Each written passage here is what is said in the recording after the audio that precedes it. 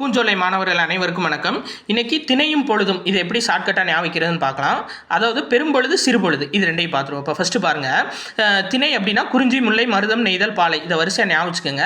அதாவது குறிஞ்சிக்குரிய பெரும்பொழுது என்ன அப்படின்னா குளிர்காலம். அப்போ குறிஞ்சி அப்படின்னு வருது குளிர்காலம், கூக்கு, சரியா? ரெண்டும் சேர்த்தாப்புல ஞாபகிச்சுக்கோங்க. இப்போது குறிஞ்சின்றது ஃபஸ்ட்டு வர்றதுனால முன்னாடி பனி விழுகும், முன்பனி. பாலை அப்படின்றது கடைசி வர்றதுனால பின்னாடி பனி விழுகும், பின்பனி, சரியா? இதை இப்போ வரிசையாக ஞாபகிச்சுப்போம். அப்போ குறிஞ்சி அப்படின்றது குளிர்காலம், முன்பனி காலம்.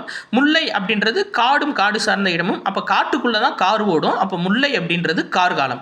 அடுத்து மருதம், நெய்தல், இது ரெண்டுமே 6 பெரும்பொழுதுகள் ஃபுல்லாக வந்துடும், சரியா? அடுத்து பாலை பாருங்க. பாலை அப்படின்னாவே வெயில்னு ஞாபகிச்சுக்கோங்க. வெயில் அப்படின்றத வேனில் ஞாபகிச்சுக்கோங்க. அப்போ பாலை அப்படின்னா 2 வெயிலுமே வந்துடும், இளவேனில், முதுவேனில், பின்பனி, சரியா? அடுத்து பாருங்க சிறுபொழுது அப்படின்றது, இதுக்கு ஷார்ட்கட் என்ன அப்படின்னா யாருக்கு மாலை வைத்து என்ன நன்மை, இதுதான் ஷார்ட்கட்டு.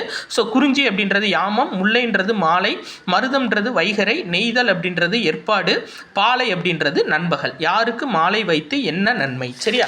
இதில் கூடுதலாக ஒன்று மட்டும் பார்த்துருவோம். என்ன அப்படின்னா தெய்வங்கள், குறிஞ்சி, முல்லை, மருதம், நெய்தல், பாலை இதுக்குரியது. இதுக்கு ஷார்ட்கட் என்ன அப்படின்னா முருகன் திரும்பி இங்கே வந்தால் கொய்யாப்பழம் சாப்பிட்லாம், இதான் ஷார்ட்கட்டு. முருகன் திரும்பி இங்கே வந்தால் கொய்யாப்பழம் சாப்பிட்லாம். அப்போ குறிஞ்சி அப்படின்னா முருகன், முல்லை திருமால் திரும்பி, மருதம் அப்படின்னா இந்திரன், நெய்தல் அப்படின்னா வருணன், பாலை அப்படின்னா கொற்றவை. நன்றி.